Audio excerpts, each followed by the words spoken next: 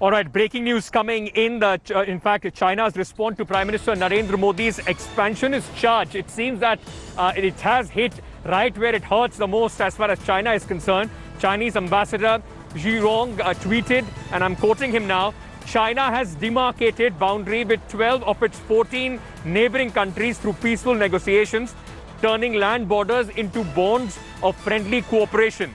It's groundless to view China as expansionist, exaggerate and fabricate its disputes with neighbors. So a direct response there to what the Prime Minister said without naming China. Geeta Mohan, Foreign Affairs Editor, India Today, joining us with details on this. Geeta, Chinese response to exactly one important word that the Prime Minister has used in his speech in front of the brave Jawans, expansionist, that seems to have hurt the China most.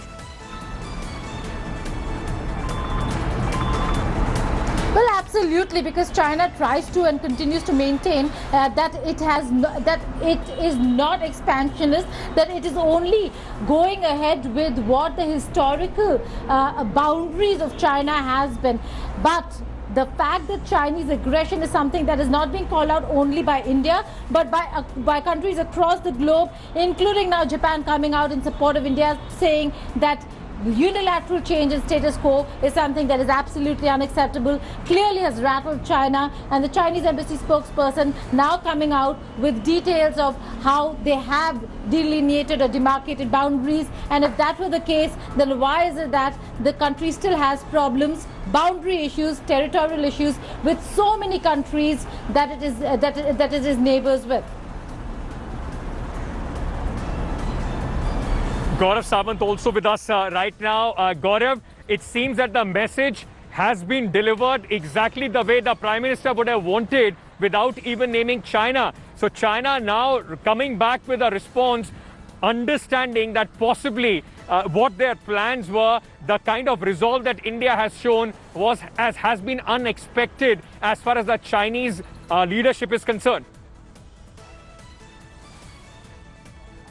Oh, absolutely, Ankit. You've hit the nail on its head. India's response, and not just militarily, but economically, politically, diplomatically, perhaps would have taken China by surprise, given the force of India's response.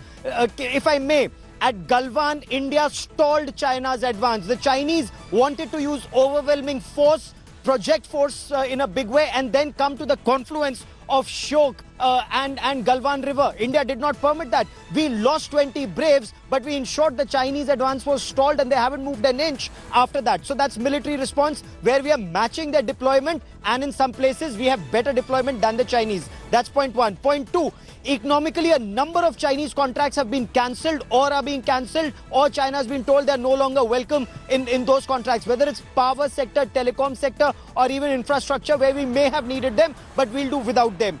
Diplomatically, today when Prime Minister Narendra Modi was there, the Japanese ambassador Satoshi Suzuki, he said that unilateral change of LAC is unacceptable. So this is China increasingly coming under pressure. Australia, America, France, everyone in a way, Ankit, is coming together to tell China what it's doing. Here, South China Sea and East China Sea is unacceptable. And this comes at a time when Chinese stocks in the global diplomacy are already possibly at all-time low, with the coronavirus and, of course, the origin of the coronavirus, allegations that they had tried to hide this entire, pandemic from the globe, misreporting. And with that, these kind of, in fact, misadventure on the Chinese border at this point of time, China's diplomacy, China's public international image taking a beating. Geeta Mohan, Gaurav, thank you for joining me. Hello everyone, this is Rahul Kamal here. Hope you enjoyed this video. For the latest news and analysis, like and subscribe the India Today YouTube channel, and don't forget to press the bell icon to stay updated.